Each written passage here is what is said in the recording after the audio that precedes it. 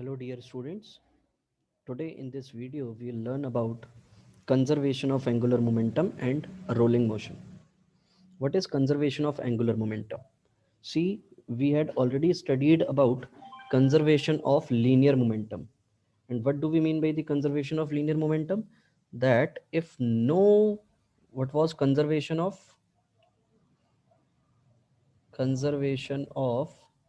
linear momentum? अगर हम इसकी बात करें तो वो क्या होता था? In this, if no external force acts on the body acts on the body, then linear momentum remains conserved. ऐसा ही पढ़ा था हम लोगों ने कि लीनियर मोमेंटम क्या रहता था, हमारा कंजर्व रहता था. Linear momentum is conserved. अगर ऐसी कहानी है तो सिंपल सी बात, हमें F इज इक्वल टू क्या मिला करता था, D P by D T मिलता था. और F is equal to D P by D T है, और अगर एक्सटर्नल फोर्स हमारी ज़ीरो हो गई, इसका मतलब ये है कि D P by D T is equal to zero. और किसी भी चीज़ का डिफरेंशिएशन ज़ीरो कब हुआ करता था बेटा, जब कोई भी चीज़ कांस्टेंट होती थी, कंजर्व्ड होती थी, यानी कि P is conserved over here. In the same way, here we are talking about the angular momentum. So the angular momentum will act on a body which is in the rotation. जहाँ कहीं पर भी आपको rotation दिखाई देगा, तो अगर जहाँ कहीं पर भी हमें रोटेशन दिखाई देगा, तो रोटेशन किसकी वजह से होता है? Rotation occurs due to torque. Torque की वजह से ही रोटेशन होता है. तो एंगुलर मोमेंटम कब कंजर्व रहेगा? तो उसके लिए जब किसी भी तरीके की कोई भी एक्सटर्नल टॉर्क ना लग रही हो आपकी बॉडी के ऊपर, in that case angular momentum will remain conserved. यानी कि हमारे पास टाउ इज इक्वल टू, जो फॉर्मूला होता है वो हमने फॉर्मूला देखा था बेटा, D L by D T. इसी तरीके का फॉर्मूला पढ़ा था. बिल्कुल ये दोनों चीज़ें एनालॉगस हैं कि भैया वहाँ पर force is the reason for linear momentum and here torque is the reason for rotational motion. तो यहाँ पर टॉर्क अगर ज़ीरो हो जाएगा तो tau will be equal to zero. तो D L by D T जो आपको देखने को मिलेगा, ये वैल्यू आपको ज़ीरो मिलेगी. और ये चीज़ ज़ीरो कब होगी? जब एल आपका कैसा होगा? कांस्टेंट होगा. और एल का आपने फॉर्मूला देखा था. एल का फॉर्मूला क्या होता था हमारा? m1 v1 r1 this must be equal to m2 v2 r2. मतलब initial angular momentum must be equal to final angular momentum. ऐसा रिलेशन हमें देखने को मिलेगा. ये तो पॉइंट मास सिस्टम के लिए ये फॉर्मूला एप्लीकेबल होगा. This formula will be applicable for point mass system. तो अगर ये पॉइंट मास के लिए एप्लीकेबल है, और तो रिजिड बॉडी के लिए क्या फॉर्मूला लगेगा? I1 ω1 is equal to I2 ω2. अगर कोई भी रिजिड बॉडी होगी तो this is the case for rigid body के. अगर हमारे पास किसी भी तरीके की कोई रिजिड बॉडी होगी, in that case I1 × ω1 must be equal to I2 × ω2. तो एंगुलर मोमेंटम का ये वाला फॉर्मूला कब यूज़ करना है और ये वाला कब यूज़ करना है, तो आपको समझ में आया होगा कि कहीं पर भी अगर पॉइंट मास की बात होगी तो वहाँ पर हम लोग मास वाला फॉर्मूला यूज़ करेंगे. और कहीं पर भी कोई बॉडी होगी जिस बॉडी के पास डायमेंशन होंगे, वहाँ पर हम लोग रिजिड बॉडी वाला फॉर्मूला यूज़ कर रहे होंगे. तो this is about angular momentum. Next is rolling motion. What do we mean by rolling motion? Rolling motion is the combination of pure translational and rotational motion. See, we have seen the wheel of the bike. That wheel moves in the forward direction and also rotate about its axis. अपनी axis के about भी क्या करता है बेटा? rotate करता है. तो this is rotational motion and we have a linear motion. This is linear motion. तो जहाँ कहीं पर भी लीनियर और रोटेशनल एक साथ हो रहे हों, उस मोशन को हम क्या बोलेंगे? रोलिंग मोशन बोलेंगे. So for rotation we know that torque is responsible for rotation, and for linear motion force is responsible. So what we have to do is we have to deal with a body which is rolling on a particular plane. Suppose here we have a inclined plane. and on this inclined plane, suppose I am having a body which can roll. I'm having a body which can roll over. तो simple सी बात यह है कि जो भी body हमारी role हो रही होगी, तो रोल होने के लिए सबसे इम्पॉर्टेंट जो चीज़ होगी वो ये कि वो रोटेशनल मोशन भी हो और लीनियर मोशन भी हो, दोनों तरीके का मोशन होना चाहिए। तो अगर हम यहाँ पर मोशन की बात करेंगे, तो जो भी बॉडी रोल हो रही होगी, तो ये बॉडी क्या हो सकती है? It can be cylinder, sphere, disc, ring, कोई भी बॉडी हो सकती है जो बॉडी क्या कर पाएगी, वो जो बॉडी रोल कर रही होती है। तो सिंपल सी बात, अगर मान लीजिए इस बॉडी का मास m मान लिया हमने एंड इसकी रेडियस हमने r मान ली, तो इसका जो भी सेंटर ऑफ मास होगा वो एग्जैक्टली एट द सेंटर होगा। तो अगर ये एंगल हमारे पास थीटा है, तो नीचे की डायरेक्शन में लगने वाली फोर्स क्या हो जाएगी? हमारे पास mg होगी। इस डायरेक्शन में लगने वाली जो हमारे पास फोर्स होगी that will be mg cos theta. इस डायरेक्शन में लगने वाली जो भी फोर्स होगी that will be mg sin theta, and this angle is theta. There will be a frictional force acting in the backward direction, right?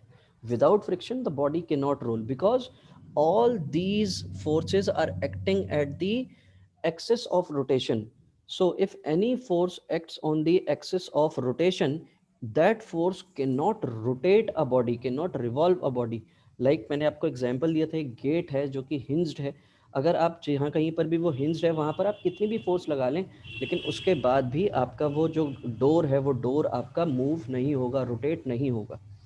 तो जो भी फोर्स उससे दूर लग रही होगी, उस एक्सिस ऑफ रोटेशन से जो भी फोर्स दूर लगेगी, that force will help us in rotating a body. So here if I use linear motion equation, or if I'll make free body equation, so in this case what I'll find that mg sin theta minus f, this must be equal to m into a होना चाहिए। यहाँ पर ये जो हमारी force है, frictional force जो है, इसी की वजह से टॉर्क लग रही होगी, यानी कि tau is equal to F into R लिख सकते हैं। तो एफ की जगह पर हम लोग क्या लिख पाएंगे? Tau upon R, right. तो अगर हम f की जगह पर टाउ अपॉन आर लिखेंगे, so it will be mg sine theta minus tau upon R is equal to M A होना चाहिए। तो यहाँ पर mg sine theta minus torque का formula I alpha upon R, and this is equal to m into A होगा। So this will be mg sine theta minus I की जगह पर आई ही रहने देते हैं, और अल्फा इज इक्वल टू, हमने क्या पढ़ा था? Alpha is equal to A by R, हमने पढ़ा था एक रिलेशन, है क्या नहीं? तो इसको मैं क्या लिख सकता हूँ? इसको मैं लिख सकता हूँ ए अपॉन आर स्क्वायर हो जाएगा नीचे, and this will be equal to M A के बराबर होगा। अगर मैं इस रिजल्ट को उस डायरेक्शन में लेकर जाऊंगा, तो it will be M A plus I A upon R square, and this must be equal to M G sine theta होना चाहिए। So A will be equal to mg sin theta upon m plus I upon r square. So this will be the relation for acceleration of the body which is rolling on an inclined plane. तो हमें ये चीज़ समझ में आई कि किस तरीके से हम लोग एक्सेलरेशन निकाल सकते हैं जो भी बॉडी हमारी रोल हो रही होगी। तो इन केस अगर मान लीजिए ये केस अगर हम सिलेंडर की बात करें, तो सिलेंडर, फॉर सिलेंडर, अगर मान लीजिए जो भी बॉडी हमारी रिवॉल्व हो रही है, रोल हो रही है, वो सिलेंडर है, तो सिलेंडर का आई क्या होता है? Half M R square. तो हमारे पास एक्सेलरेशन क्या आया? M G sine theta upon M plus I upon R square, ऐसा ही रिलेशन मिला हमें। जब हमें ये रिलेशन मिला, तो हम आई की जगह पर क्या वैल्यू रख सकते हैं? आई की जगह पर हम लोग M G sine theta upon M plus I की जगह पर हम लोग लिख सकते हैं half M R square upon R square. R and R will get cancel out, and it will be 2/3, M से एम भी कैंसिल हो जाएगा, 2/3 g sine theta. So this will be the acceleration for the case of cylinder. Now, if somebody asks the frictional force, so for frictional force, what we have to do is, first equation अगर हम देखें तो it will be F is equal to mg sin theta minus of ma. So it will be mg sin theta minus of m into a की जगह क्या लिख सकते हैं हम लोग, 2/3 g sin theta. So it will be 1/3 mg sin theta. So this will be the frictional force acting on a body which is rolling on an inclined plane. तो यहाँ पर जब हमें फ्रिक्शनल फोर्स मिल गई तो हमसे कोई म्यू भी पूछ सकता है कि म्यू क्या होगा, तो म्यू इज इक्वल टू हम क्या लिख सकते हैं, एफ बाई एन, और एफ की जगह पर हम लोग क्या लिख पाएंगे, half M G sine theta upon N की जगह पर क्या लिख देंगे हम लोग, M G cos theta. So these will be cancelled out. So it will be tan theta upon 3. This will be the relation for mu. तो ये सारे के सारे रिलेशंस हैं, हम सिलेंडर के लिए भी निकाल सकते हैं. स्फेयर के लिए अगर हम बात करेंगे तो फॉर स्फेयर क्या होता है हमारा moment of inertia, for sphere it is 2/3 2/5 mr² होता है. डिस्क की बात करेंगे तो डिस्क के लिए हाफ mr² ही होता है. रिंग की बात करेंगे तो रिंग के केस में आपको ये mr² देखने को मिलता है. तो बस आपको आई की जगह पर इन्हीं सारी वैल्यूज़ को आपको प्लेस करते जाना है and you will get the result. तो ये था हमारा रोलिंग मोशन. तो रोलिंग मोशन के केस में बस हमें यही है कि जो भी हमारी फोर्स उस एक्सिस से दूर लग रही होगी, that force will be responsible for the torque, और उसी टॉर्क का हमें ध्यान रखना है और उसी के अकॉर्डिंग हमें अपनी इक्वेशन बनानी है. बाकी सारा का सारी सारी चीज़ें जो आप ऑलरेडी लॉज ऑफ मोशन में पढ़ चुके हैं उसी से रिलेटेड है, तो इन चीज़ों का आपको ध्यान रखना है. ठीक है. सो आई होप ये चीज़ आपको समझ में आई है. In the next video will see about gravitation. Thank you so much and God bless you all.